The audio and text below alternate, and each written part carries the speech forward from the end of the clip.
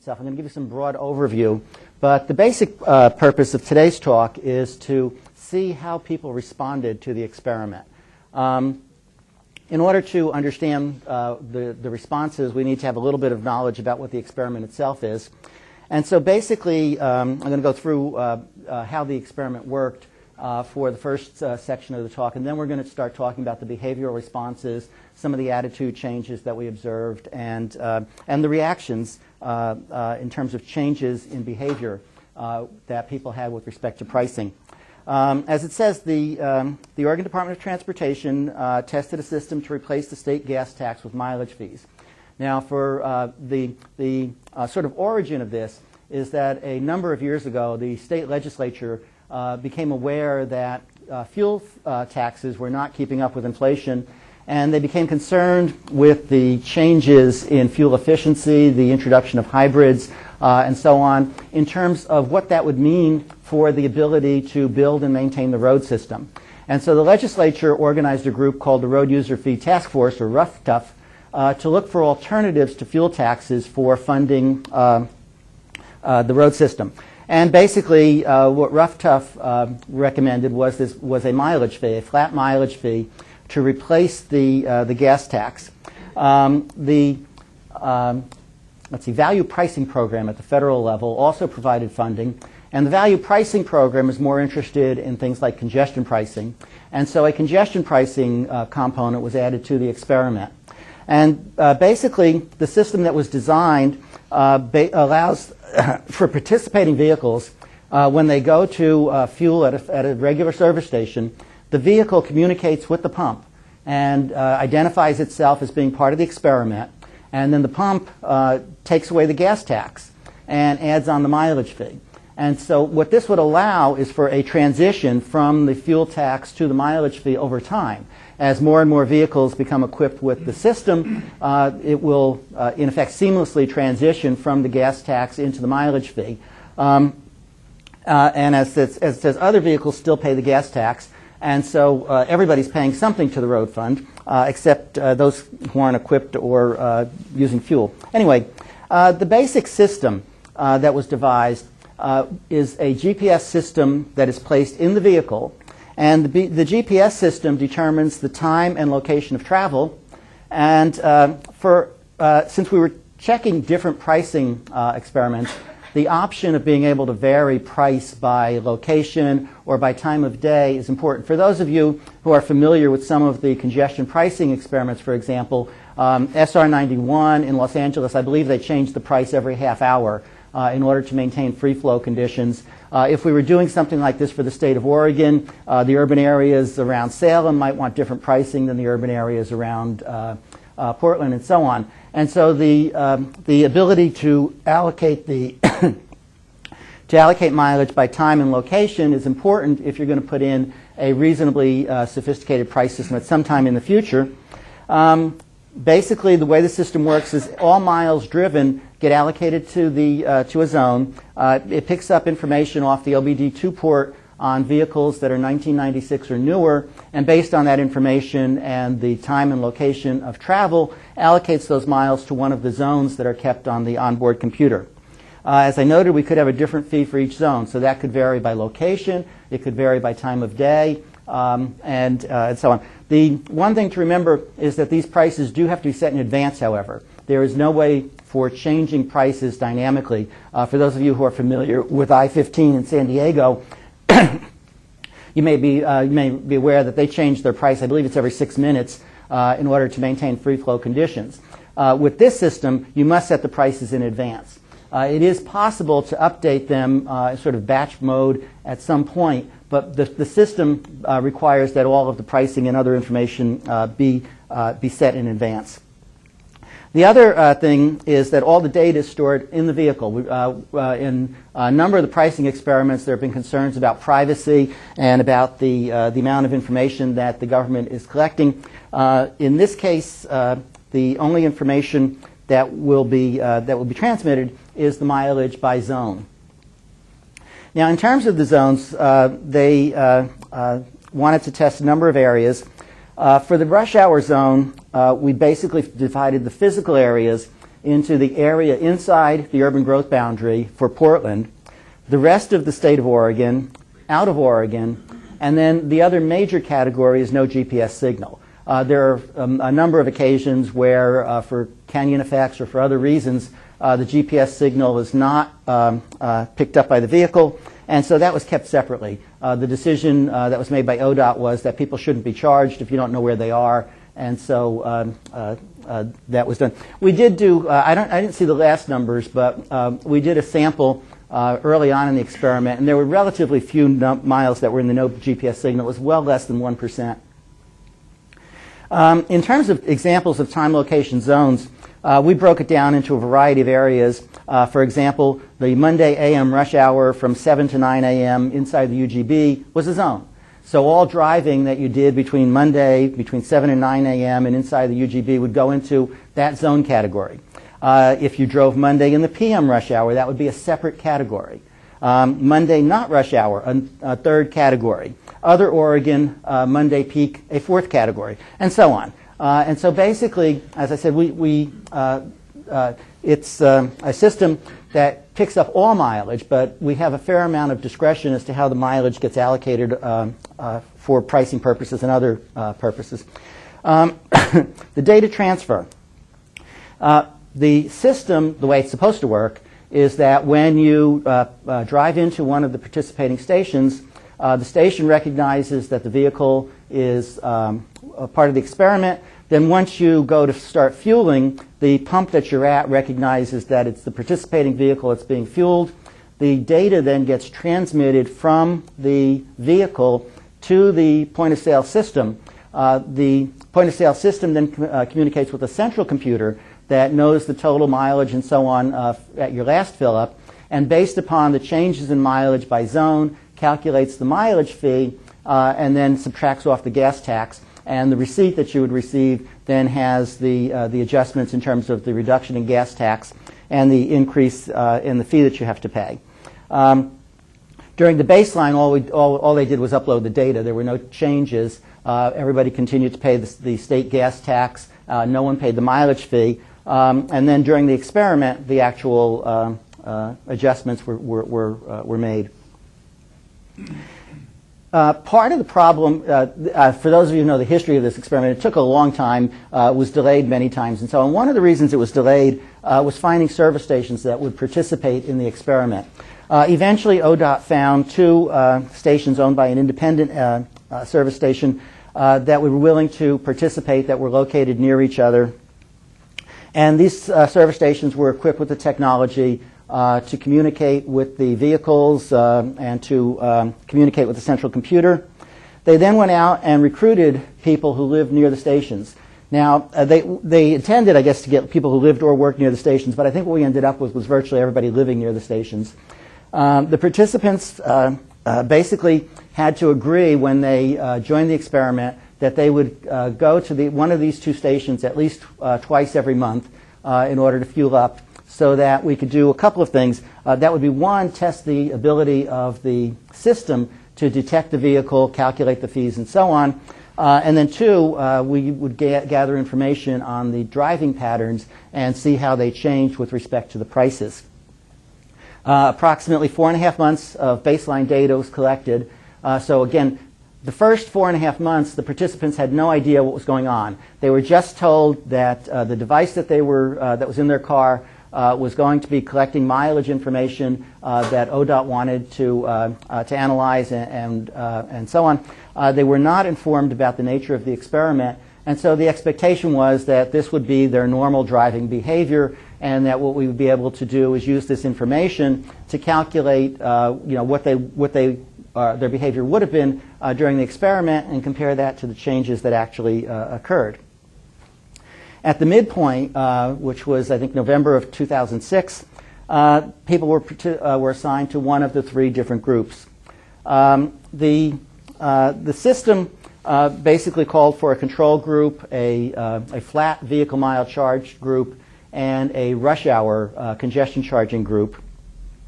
Once they were assigned to the different groups, we collected data for another approximately 4.5 months. As we'll see when I start explaining how the experiment actually worked, the amount of time that the vehicles participated in the experiment varied fairly substantially. There were a number of problems in terms of both behavior, the equipment, and the transfer of information at the times of fueling and at the independent reader that I'll talk about in a minute. For the experiment groups, as I said, the gas tax was deducted and mileage fee added when they fueled at a participating station. Now, they weren't required to go to participating stations all the time. And many of the participants turned out to dislike these stations and tried to avoid fueling at those stations as much as possible. And the system that ODOT worked out then was that if you fueled at one of the other stations, other non-participating station, all you had to do was take your receipt showing the number of gallons that you purchased, mail it into ODOT, and then ODOT would give you a refund of the state gas tax that was included in that.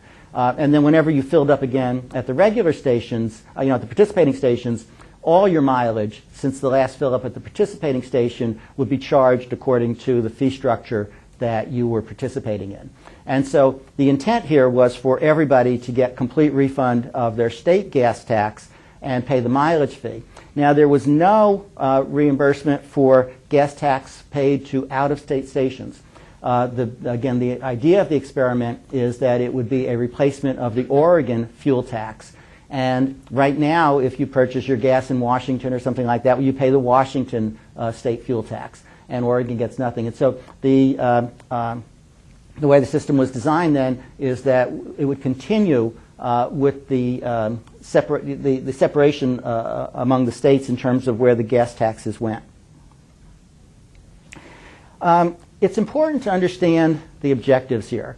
I'm going to talk to you about the behavioral responses. As an economist, I'm really interested in how people respond to price changes and so on. ODOT, really, that was sort of an afterthought. The real focus of this experiment was to test the equipment and to make sure that the equipment was viable, that the system would work, that it could be plugged into the finance system at the Department of Transportation and so on. And so, as we'll see, that affected substantially the way that we collected data with respect to the behavioral changes and our ability to draw conclusions from that.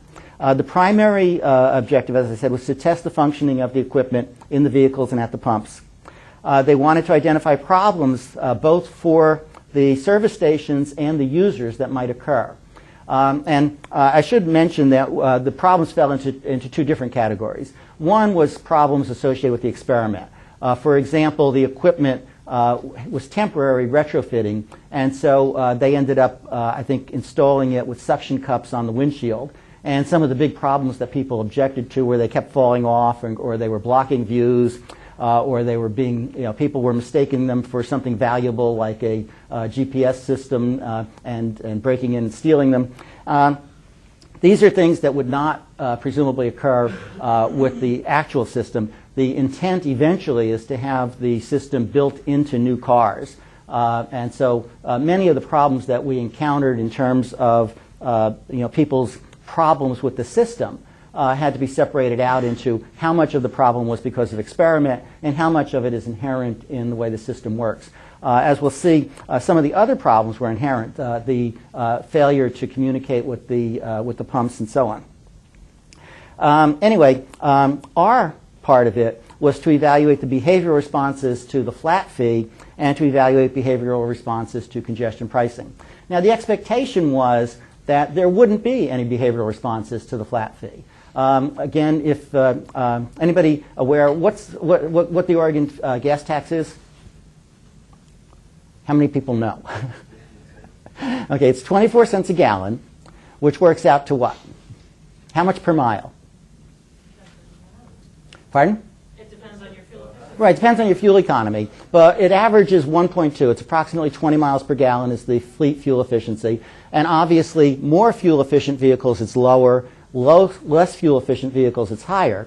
And so what we would be doing if we went to a flat fee per mile would be increasing the charge to the more fuel-efficient vehicles and decreasing the charge to the less fuel-efficient vehicles. But it's still a fairly small change in the total cost of driving, and we didn't expect that it would have much behavioral impact for individual drivers. And then when we average it over the fleet, we would expect that they would be offsetting, and that the total amount of change in mileage for the VMT group would be fairly small. On the other hand, the charge for the rush hour group was fairly substantial, and we expected to see some behavioral responses there. As we'll see, we were a little bit surprised by some of the outcomes of this. In order to conduct the experiment, then, ODOT had to recruit volunteers. As I said, from an experimental viewpoint, in terms of trying to evaluate behavior, we would have loved to have a random sample. Basically, there were far too many constraints on the recruitment to get anywhere near a random sample. First of all, they all had to be volunteers. Volunteers, by their very nature, are self-selecting. They're showing you that they're different from the population as a whole because they're volunteering for the program. They also had to be near these particular stations that were participating. And again, that affects both the socio-demographics, to some extent the employment patterns, and a variety of other things. We're not randomly selecting people from throughout the state. We're selecting people mostly who live in a particular geographic area and as I said, are willing to participate. The other constraints were that all the vehicles in the household had to participate. Again, as you might imagine, when we start looking at things like the congestion pricing, if you've got one vehicle that's been doing a lot of driving during rush hour, and suddenly you're being charged a lot more for that vehicle to drive in rush hour, but you've got another vehicle that's not part of the experiment, you can just use the non-participating vehicle. So it was absolutely essential that all of the vehicles in the household be part of the experiment. And they also had to be 1996 or newer because the basic unit required this OBD2 port, which was available on 1996 and later cars. They also would not allow motorcycles or diesel vehicles, again, for the potential of shifting of driving patterns amongst vehicles once the experiment started. The final thing that biases our sample a fairly large amount is the incentive payments. $300 was the minimum for somebody who completed all of the experiment and did all of their tasks on time and so on. And as we'll see, they could also, by changing their behavior, get additional incentive payments. And most of the participants mentioned the monetary payment as being one of the reasons why they were participating. So again, clearly not a random sample of the population. The way the process occurred, the vehicles were retrofitted between June 14th and July 11th of 2006. And the initial sample was 201 households. As I'll indicate as we go along, a fair amount of attrition, maybe not as much as we might have expected, but certainly in some areas more than we would have liked to have seen. We ended up with usable data from 168 households and 207 vehicles. One of the aspects of this experiment was that the volunteers, again, they're being paid and so on, they agreed to be surveyed at the beginning, midpoint, and end so that we had information on household characteristics, employment, a variety of other things like if they used transit, whether they had a car available, and so on. We only surveyed one person per household. They answered for everyone in the household. As the most of the questions related to how the experiment was going, what problems they were having, and so on. But we also asked a variety of attitude questions to see whether people's attitudes affected their change in behavior when they were faced with pricing. Participant concerns, as I mentioned, one of the greatest concerns was that the device hanging there on the windshield might induce people to break in because it looked like it might be something valuable, maybe a radio player or a GPS mapping system or something along those lines. The next largest concern was the requirement to use the participating service stations. And I said these are basically problems with the experiment. Other concerns, the other one that was a little bit more interesting was privacy. It was only a great concern to 3% of the participants, but some concern to another 15%. Now, in some ways, this is a very small number, especially given the typical concerns about government intrusions and so on. On the other hand, they were also pretty clearly informed that there really wasn't much information that was being collected. As I said, we're just getting total mileage by zone and things like that.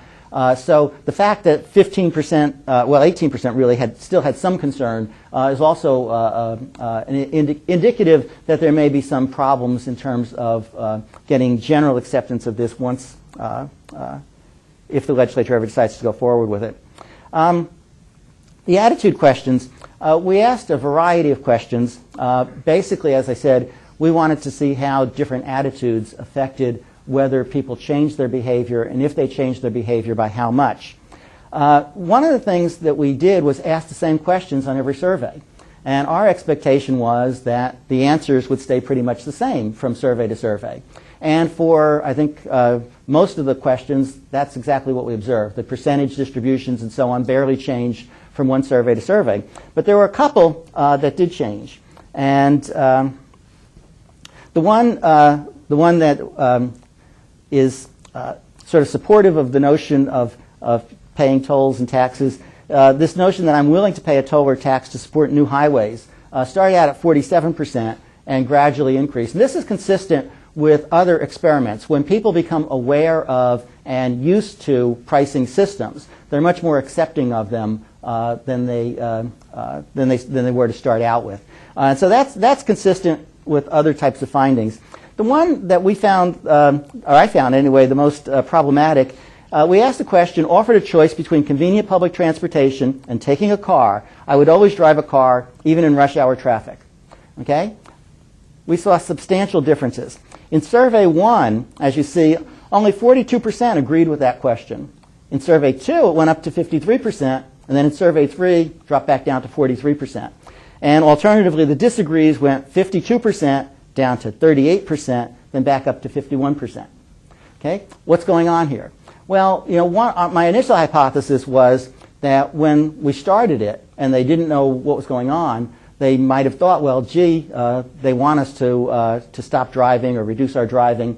And we know that people tend to respond to surveys at least a little bit the way they think the questioner wants them to respond, or what they consider to be correct answers.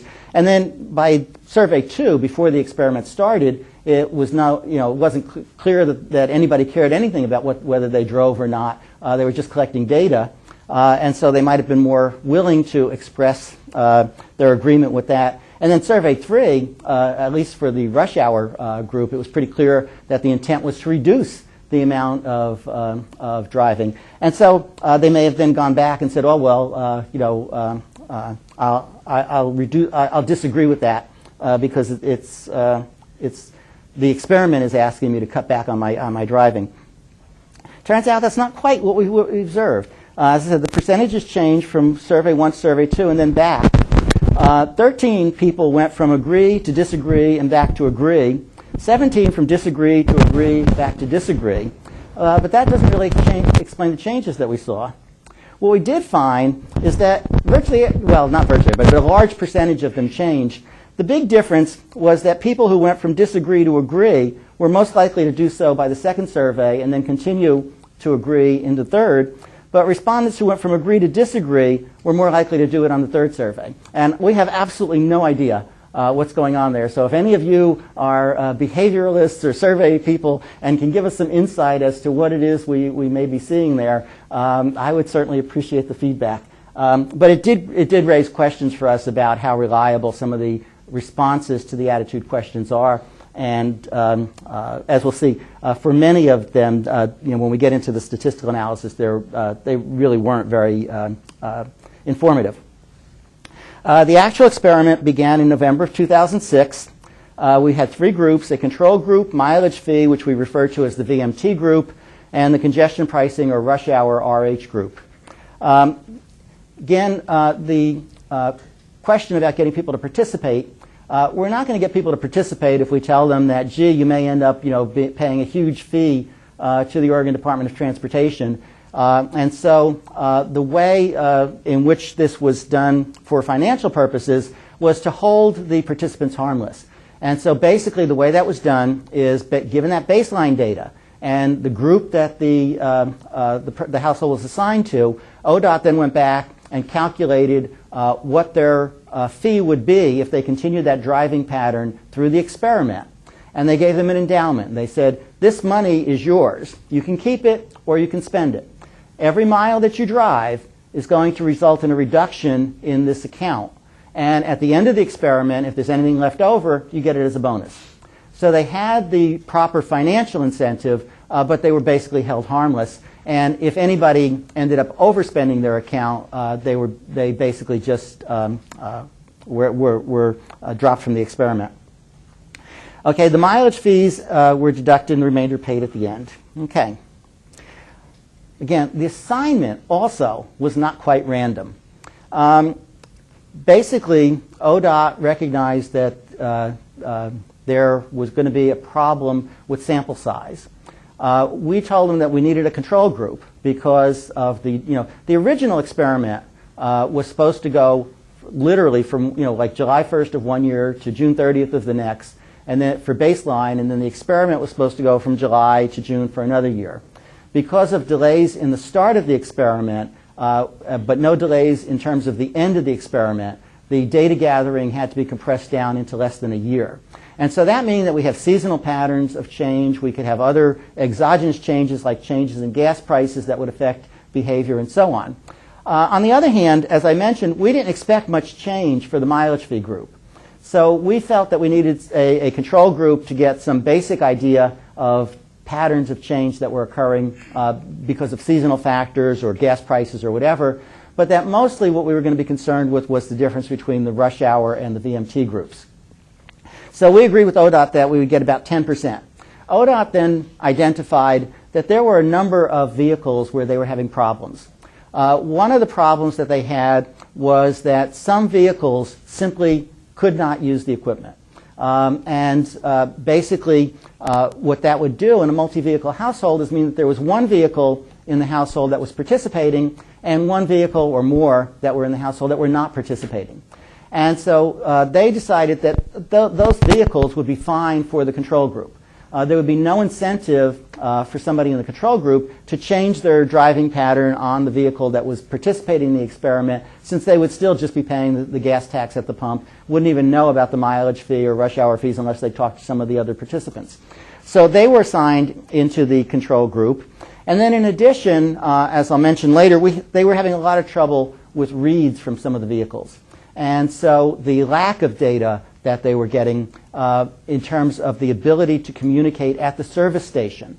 But they were getting reads at this independent reader I'll talk a little bit more about in a minute. And so ODOT decided that if they could get the reads at the independent reader, then they could also put these vehicles into the control group. So anyway, that ended up it was what we called the forced control, and ODOT basically forced control of a little bit more than 10% of the vehicles. So that became our control group. It ended up creating some problems for us I'll talk to in a minute. The other not random assignment was that we didn't think that the congestion pricing fee would be of much effect on people who were not driving during rush hour. And so the procedure was to weight the system so that those who drove a lot during rush hour were much more likely to go into the rush hour group. Now, those of you who are familiar with statistical analysis know that this creates a problem. Okay, the problem is known as regression to the mean. If you're taking a sample and you're looking, you're taking the high use people in one group and the low use people in the other group, and there's any kind of randomness in the behavioral pattern, there should be some movement back towards the mean. So that's one problem that we were going to have. As I said, by randomly assigning about 25% of the high rush hour group to the VMT group, we thought we got around that particular problem. But it's a potential concern. Let's take a look at some of the characteristics. For the control group, we find that there are actually the control group numbers turns out to be meaningless. I didn't get get to it yet, but we ended up with very few in the way of controlled vehicles. But looking at the VMT and rush hour households, we see that that there are some distinct differences that we find because of the way in which we allocated that. The number of households with one vehicle is about the same between the two. One person, we're starting to get a little bit more in the VMT group. Households with children under 16, a little bit more in the rush hour group. And then one of the big differences is that the VMT group had a substantially higher percentage in the lower income. And again, this is consistent with information that we have in other sources. People who commute during rush hour tend to be higher income, if nothing else, because they're working and so on. And so by oversampling the rush hour group with people who drive in the rush hour, we also, in effect, oversampled people with relatively higher incomes. We also want to take a look at some of the attitudes. And this also turns out to, this is not what we expected, but again, differences between the VMT and rush hour groups. Rush hour group, much higher percentage of people saying they always prefer to drive, saying that commuting without a car is a hassle, but not much difference in many of the other characteristics, like I need a car because my schedule changes often, or I'm willing to pay a toll or a tax. So anyway, some differences, some similarities. The actual fees that were charged. For the VMT group, the fee was 1.22 cents per mile. It was basically calculated to, on average, equal the gas tax. And then the refund would be of the 24 cents per gallon gas tax whenever you filled up. Again, fuel-efficient vehicles would pay a little bit more. The gas guzzlers would pay a little bit less. There were no charge for miles outside of Oregon, but no refund of taxes paid to other states. The congestion charge was put in, as I said, because of the funding from the value pricing program. It was set at 10 cents per mile. And basically the definition of the congestion zone was all driving inside the urban growth boundary between 7 and 9 a.m. and 4 to 6 p.m. on non-holiday weekdays. Okay, a very broad type of congestion charging. It is different from some of the area pricing, however, because you're actually being charged by mile. So if you drive more miles within the congestion zone, your charge goes up. It's not just a flat fee like the London system or anything like that. Okay. To offset that, again, the idea of this system is that it was supposed to be revenue neutral. So ODOT calculated that charging 0.43 cents per mile for any travel outside of the congestion would, on average, generate the same amount of money as the gas tax. Obviously, that's going to differ a lot for individual households and individual vehicles, depending upon their travel patterns. The control group was not supposed, no change from baseline. Just continue doing everything the way you're supposed to. As I said, intended to control for seasonal effects, changes in price of gasoline, and so on. Data collection design. Now, this is the way that it was supposed to work. Basically, there were these independent reader stations, and the way the system was supposed to work is within a 1 or 2 day period, at the beginning, midpoint, and end, every vehicle was supposed to go to the independent reader station and get readings that basically told us then what the mileage readings were at the beginning, midpoint, and end. So we had a very clear start of the baseline, a very clear end to the baseline and begin to the experimental period, and then a very clear end to the experiment. Then, as I said, the individual data would be collected at least twice a month when the vehicle's fueled at participating stations. The reality, the highest they got in terms of identifiable reads at any of the stations was 88%, and it varied between 66 and 88% by month by station. What this means is most likely that people were driving in, but the pump couldn't identify clearly that this particular vehicle that was being fueled was the one that was participating in the experiment. So the radio signal was strong enough for the station to recognize that a participating car was there, but it wasn't strong enough at the pump for the pump to say, this is the vehicle, this is the vehicle that's participating. If the radio signal was too weak, they didn't want to, in effect, change the prices for non-participating vehicles. And so the signal strength had to reach a certain critical point before the pump would include them as part of the experiment. There are other possibilities. It might be that people were just driving by and the station picked up their signal, or that they stopped in.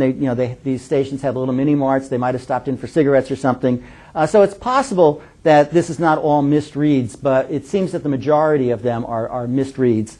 And then the independent reader, all kinds of problems. Part of it was people failing to try, but there were about 30 vehicles we found out afterwards that simply never managed to communicate with the independent reader. There were other problems. If you filled up at the service station and then went directly to the independent reader, the system required at least, I think, 10 or 15 minutes between reads before it would register. So if you did that, the independent reader would reject your data, and so on. So there were some substantial problems with getting clearly defined beginning, midpoint, and ends to the data. The other problem was the way in which the control group was selected. These were all problem vehicles, and in retrospect, it was a real problem to include problem vehicles in the control group. There were originally 27 vehicles assigned to it. We only got usable data from 10 of those vehicles and from 9 households. So basically, we did not have good control data at all. The vehicles also now are spending varying times in the baseline and varying times in the experiment. So doing comparisons across vehicles was going to be a little bit more difficult. And then the final problem, the experiment was supposed to end, I think, April 1st of 2007. But for those of you who remember, daylight savings time came a little bit early. And it was changed to March 11th, but that had not been programmed into the units. So the units didn't know that on March 11th, daylight savings time changed. And so rush hour became an hour later, I guess 8 to 10 and 5 to 7 or something like that. So how do we respond to that? Well, what we had to do then was to go back and calculate all of the mileage on a per participating day basis. So all rush hour miles were in effect, we totaled up all the rush hour miles, all of the actual non-holiday weekdays that this vehicle had participated in baseline and experiment, and then calculated rush hour miles per weekday and total miles per day, both for the baseline and for the experimental period. We also analyzed the data both for ending on March 11th, using, in effect, the last read that we got up to and including March 11th as being the end of the experiment, and data ending up through April 1st, the actual time they stopped collecting data. We also analyzed the data by vehicle and by household. I'm just going to be reporting on the vehicle data up through March 11th because we didn't find really that there were substantial differences in any of the findings for the different possible combinations. As I mentioned, the control group, we only got 10 providing usable data, and so we really don't have a control. And as I'll show, that creates a little bit of problems in interpreting some of the anomalous findings for the VMT group. The VMT group ended up with 95 vehicles providing usable data and 102 for the rush hour group, and we got statistically significant results for both of those. The ones for the control group, nothing was statistically significant. Taking a look at the average mile per vehicle, the first two lines are the baseline, and then the bottom two are the experiment. The first one is rush hour miles per weekday. And as you can see, the VMT group has much lower rush hour miles per weekday, and the rush hour group more, and that's because of the way we selected them. By oversampling the vehicles with high amounts of rush hour mileage, we expected to observe this. We did not expect to see them driving more total miles, but as you can see, their total Oregon miles per day were also higher for the rush hour group than for the VMT group. In the experiment, as you can see, the rush hour miles per weekday went up for the control group and the VMT group, but down for the rush hour group. And total miles went down for everybody. And let's take a look at that. The change in rush hour miles per weekday. For the control group, the change was an increase. Remember, this is an increase in terms of miles per rush hour per day, and it's 15%, but it's not statistically significant because of the small sample size. For the VMT group, we saw a 0.59 mile per day increase in rush hour miles, and it's a statistically significant 12.5% increase. Talk a little bit more about that in a minute. For the rush hour group, we see this reduction of a little bit more than a mile per day, which is 13%.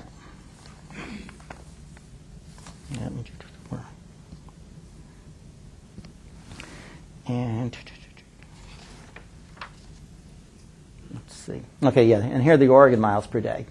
Well, let me go back to that one for a second. One of the questions that we would want to raise here is if you look at the mean increase in rush hour miles per day for the VMT group, part of the question is why. We would have loved to have good control data there to see if the differences that we observed between the VMT group and the control group were statistically significant or not. Let's go on to the Oregon miles. We expected the VMT group to not change their behavior. Remember, on average, we expected to see everybody driving pretty much the same. Maybe some would increase and some would decrease, but the price shouldn't have changed. On the other hand, what we see there is a statistically significant reduction of almost 2 miles per day for the VMT group. And the other interesting finding, remember, for the rush hour group, we raised their charge during the peak period to 10 cents per mile, but we reduced the charge to 0.43 cents per mile for any driving other than peak period, peak area. So there was an expectation that people would change their behavior and shift their driving. Instead, what we observe here is that the reduction in total miles was actually larger for the rush hour group than it was for the VMT group. The reduction in total mileage and increase in rush hour mileage was a little bit strange.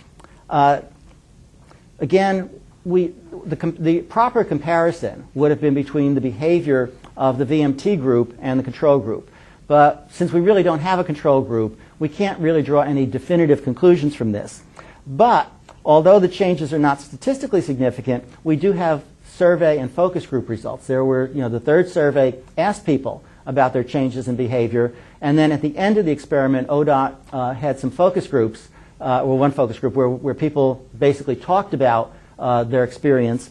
And both the survey and the focus group found that a substantial number of the people who were faced with just the VMT charge reduced their mileage. They reduced their travel.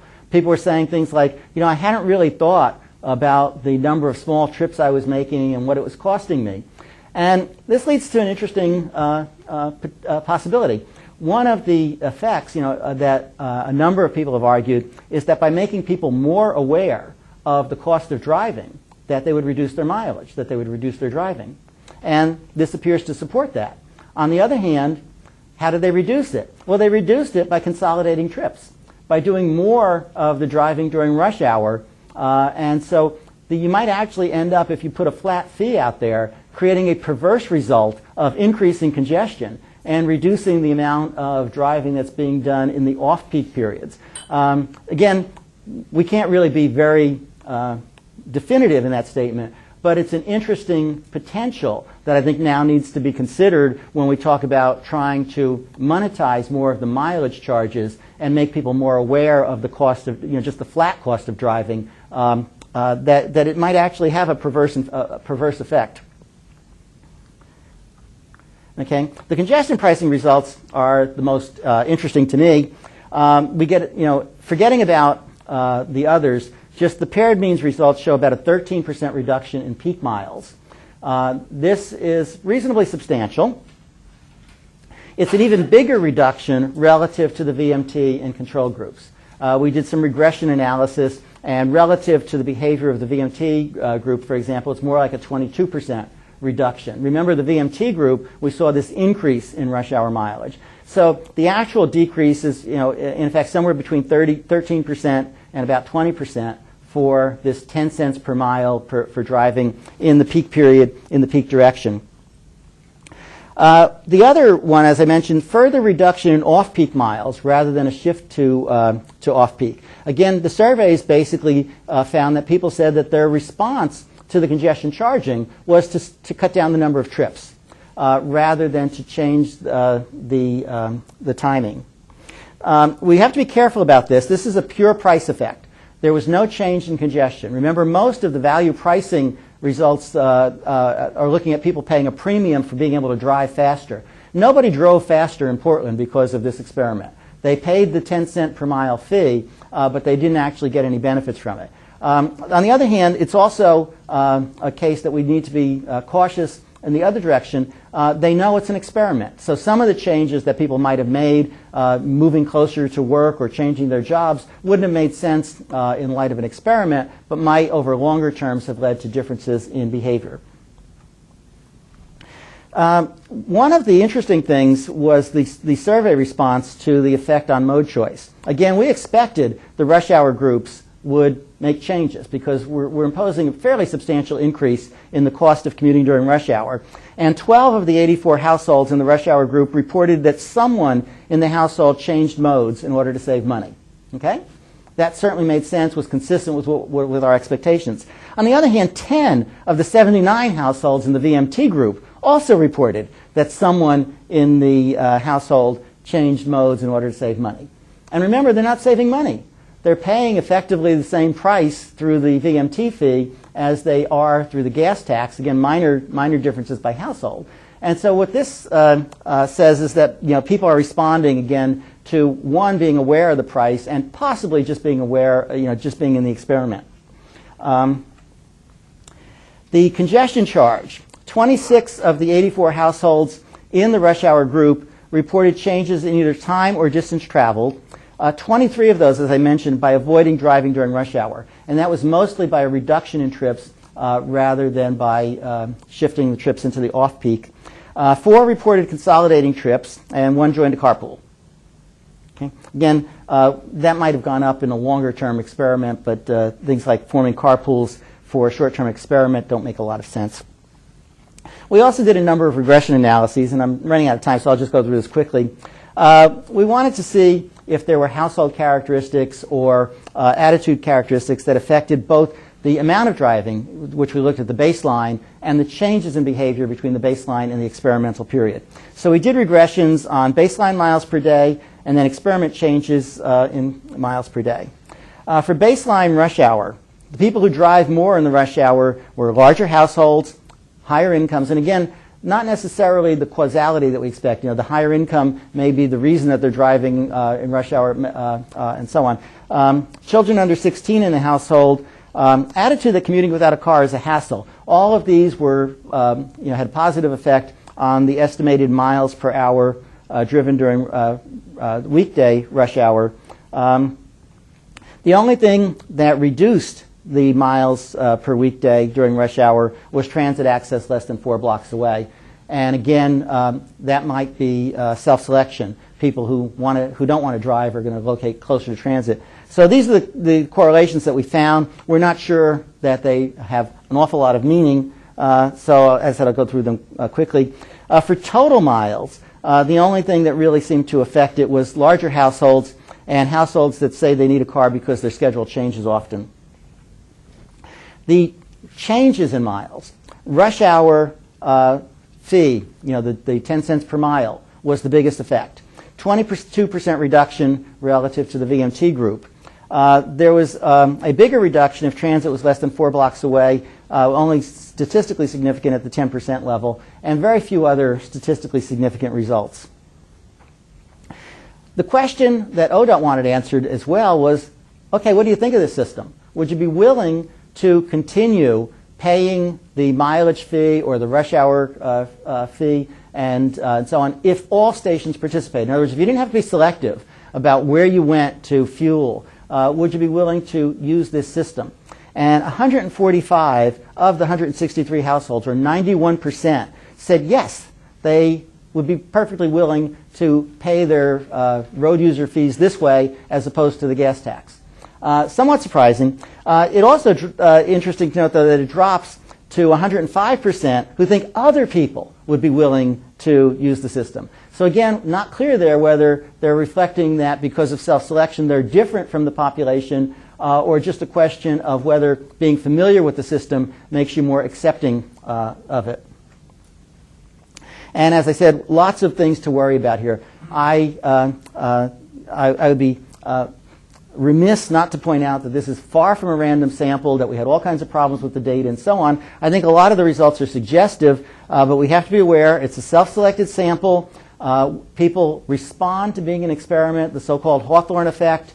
They may respond and answer differently than they would in real life. The experiment has limited duration. The congestion price, one of the complaints we got was that it's a price per mile, but did not reflect direction of travel or other differences in actual congestion. One of the participants complained vehemently that she drove on open roads in the reverse direction, but was still being charged this 10 cents per mile for driving during the rush hour. And that's basically the findings in terms of the behavioral responses to the experiment. So I will now be happy to answer any questions. Yes, I think you were first. Looks like that isn't working. In considering adopting this, is ODOT looking at different rates for different types of vehicles? For example, larger, heavier trucks put a higher load on the road and therefore impact the condition of the traffic lanes.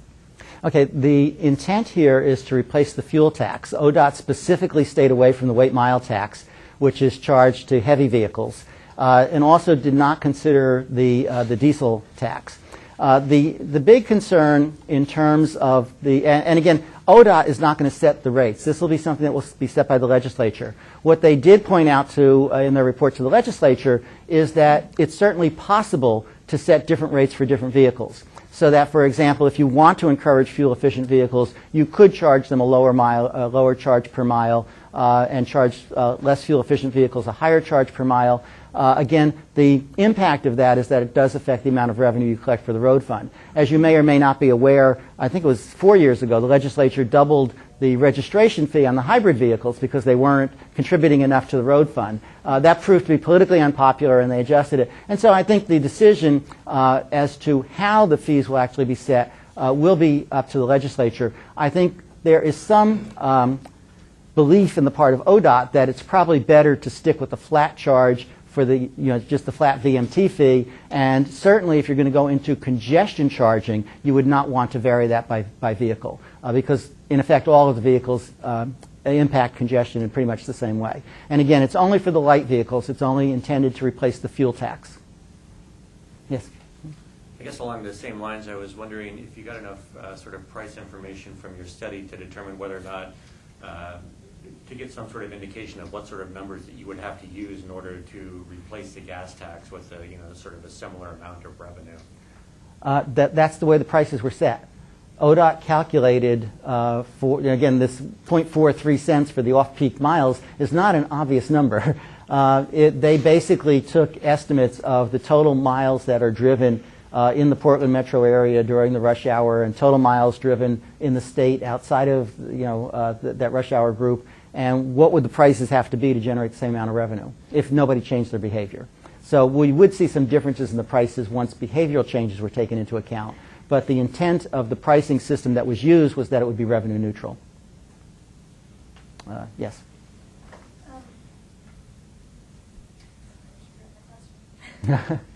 I can come back. Was this going to be something you could opt into? Because I would think that if it was you could either do the mileage thing or just pay the gas tax, you would have a definite self-selection impact in terms of, like, if I have a big SUV and I'm paying a lot for gas, I'm going to opt into the mileage system because I know that's going to save me money. Whereas if I have a hybrid, I'm going to stick with the gas tax, so I feel like you would then lose money because people would choose whichever one was cheaper for their particular car. Right, and the intent, at least the way ODOT presents it, is that vehicles would be required, new vehicles purchased in the state would be required to have the system, and that the requirement, the phase-in would be by year of purchase. But the expectation is that this cannot be phased in until there's some agreement with the auto manufacturers to include the basic system in all vehicles. And there are questions about whether the federal government is going to be setting standards and so on for different states and so on. I think you were next. Yeah, how much of an issue was the not being able to find a signal in terms of mileage for the vehicles? And if that was a large issue, how was the tax handled with those types of miles? How was it determined whether or not those miles occurred in Oregon or in another state where the participant already paid a gas tax? Okay, there are two signals that we're talking about here. One is just whether they got the GPS signal.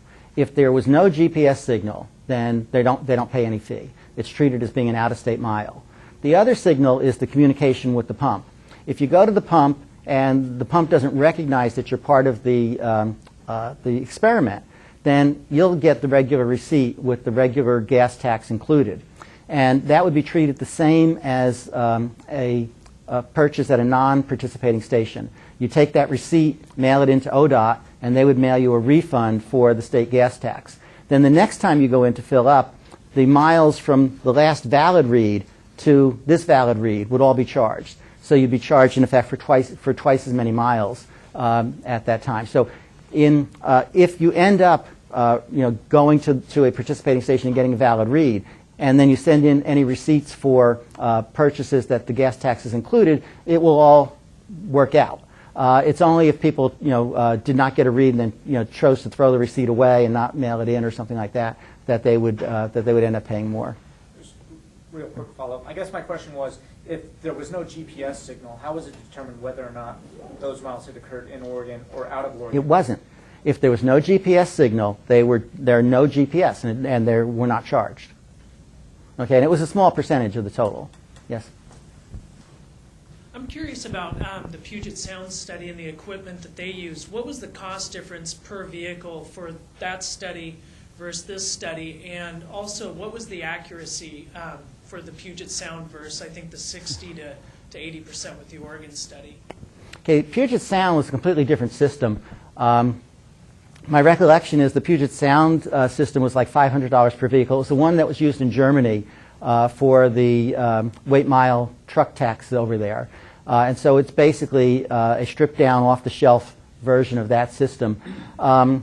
The accuracy of that, again, I think Matthew Kitchen's going to be here next week to talk about the Puget Sound study, but the communication was quite different. There, I believe that the system uploaded data by cellular phone every night. And because they collected a lot more data, they actually have data on where the vehicle was, in effect, at all times during the day, and would need to upload that data relatively frequently. The Oregon system just basically kept the total of miles by zone. And so the issue of communication is quite different. The communication problems that were here were the radio frequency communication. The cellular communication, as my understanding, is much more reliable. Again, Matthew will be able to tell you a lot more about how reliable that was, but I don't think they had any problems with the communication system. Well, they had some problems at the beginning with the communication system, some changes in the chip, but I think in the experiment itself, I don't recall them having any. Has Rough Tough then considered possibly later on revisiting another study, possibly using different technology?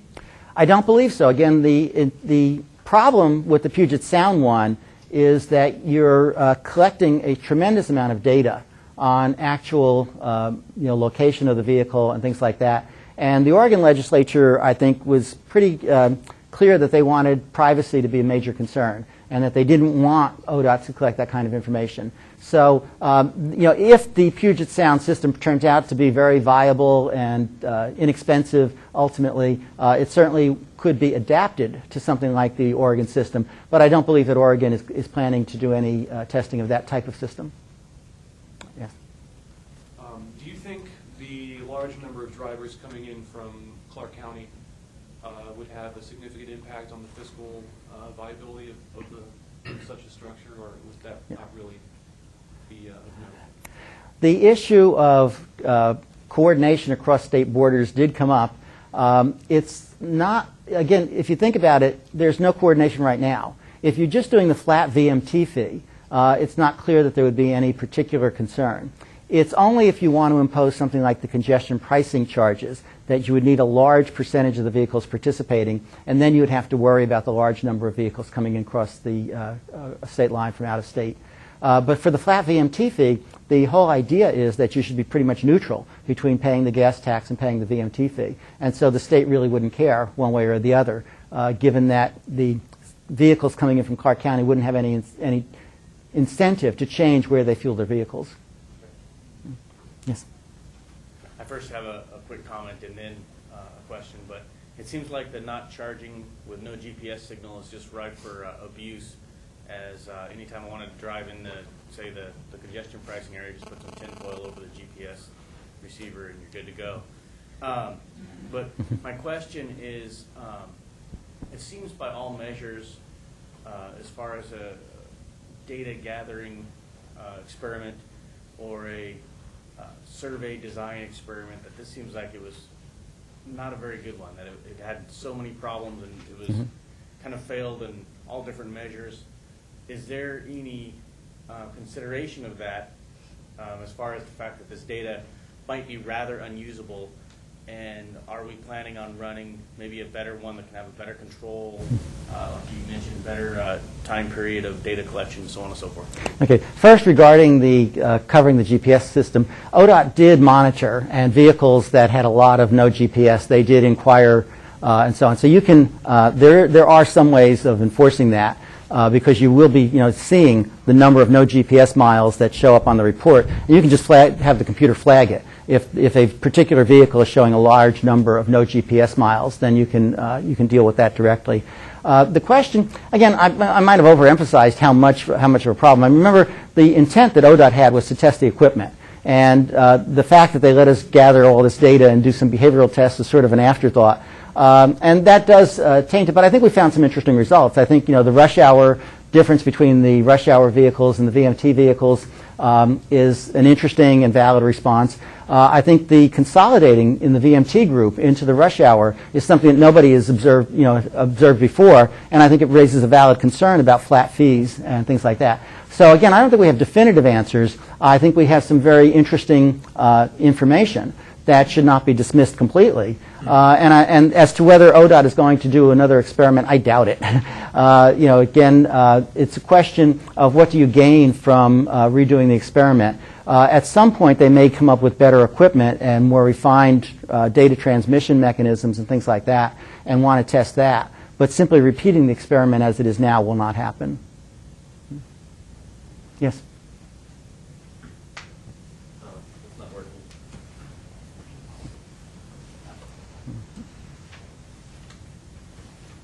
You had just mentioned some of the issues regarding the flat tax. I had a question on some of the logic behind that. Previously, you said ODOT sort of leaned in favor of that, given while it is a Purgovian tax, it's also regressive taxation on consumption charges, and it benefits fuel inefficient cars, which typically are owned by people of higher income.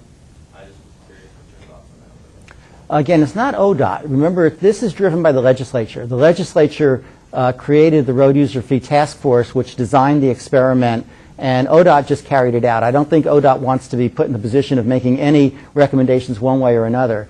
The question as to whether a flat fee is regressive or not, that should be compared to the gas tax. The gas tax is often viewed as being slightly more regressive than a flat fee would be. Remember, low-income people tend to drive older, less fuel-efficient cars and so on. So the question as to the equity of it would be a little bit different. There actually was a study at OSU, I think Starr McMullen and Lee Zhang there have been looking at the equity differences of switching from a fuel tax to the mileage charge. And frankly, I think they found there are very few. I mean, you have to remember that the fuel tax is a really small tax relative to many of the other things that we're looking at. I think the average, something like $125, $130 per driver per year in fuel taxes. And so in terms of equity, that's not going to be a really big driver of our concerns. We also have several people watching over the web, and I'm just going to read off one of the questions from someone there. Sure. So the question here is, how will consumers be informed about the times and cost? It seems that this could lead to some confusion about how much a motorist is paying due to the intermittency of refueling a vehicle. The intermittent charging does not provide a consumer with instant feedback about how much their behavior is costing them. And this individual says the same problem occurs in household energy consumption since consumers only see intermittent charges rather than instant feedback. Okay, I believe, and again, Rob might actually know more about that. I believe the display actually shows the charge that you're being charged for driving at any point in time. Rob, do you remember? I believe it does. I know for example, if you're in the congestion zone, I know it informs you that you're in the congestion zone because people were complaining that in the first part of the baseline, if they were driving during the congestion period during the holidays, it was still showing the congestion zone charge. And it turns out that they weren't being charged that, but the display was displaying it anyway. So yes, they do get some information. And then ODOT was giving them a feedback every 2 weeks, I believe, during the experiment on how much they had spent and for the different categories and so on. So they received a fair amount of information. But in many ways, I would say that this provides a lot more information about the cost of driving because of the display. Even if it doesn't tell you the exact price, it tells you in effect which zone you're traveling in and what the relevant fee would be. Thank you. I think we have time for one or two more. Yes. Josh Fisher. On a larger scope of fee gathering, what are the projected monetary gains overall of mileage fee versus the gas tax as far as overall revenues? Well, again, it's intended to be revenue neutral. And what it would do then is as vehicles become more fuel efficient, it would keep the fuel tax from going down so that the revenue that would be generated in effect as if the fuel efficiency had not improved. And then, of course, the legislature can always vote to change the amount. I mean, it basically comes down to a legislation determining what the level of the fee will be. But the intent for the numbers that we talked about were that they would be revenue neutral. And the concern is, as I said, that if you look at some of the graphs that Rough Tough looked at the beginning of the legislative mandate, what they were seeing was these projections of fuel tax revenue declining. Actually declining over time under certain circumstances as vehicles became more fuel efficient. And what they're trying to do, I think, is prevent that from happening and setting in a more equitable basis for collecting money for the road from all vehicles that use it. Yes? Is there, oh, sorry, I didn't know who it was. Is there, with the equipment, you suggested that one lady, she would be in the urban growth boundary, going the opposite direction of traffic, so she wouldn't be necessarily in congestion.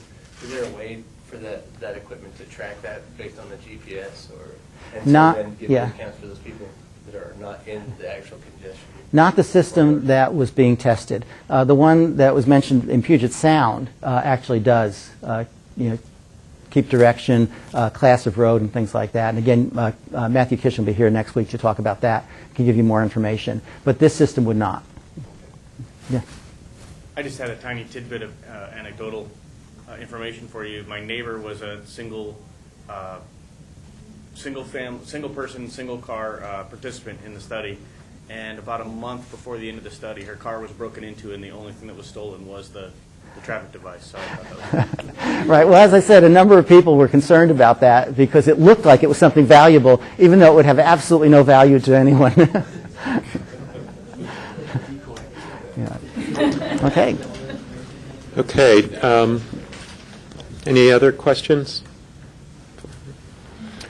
Okay. I guess that will conclude our seminar for today. Okay. Let's give a hearty thank you to Professor Rufolo.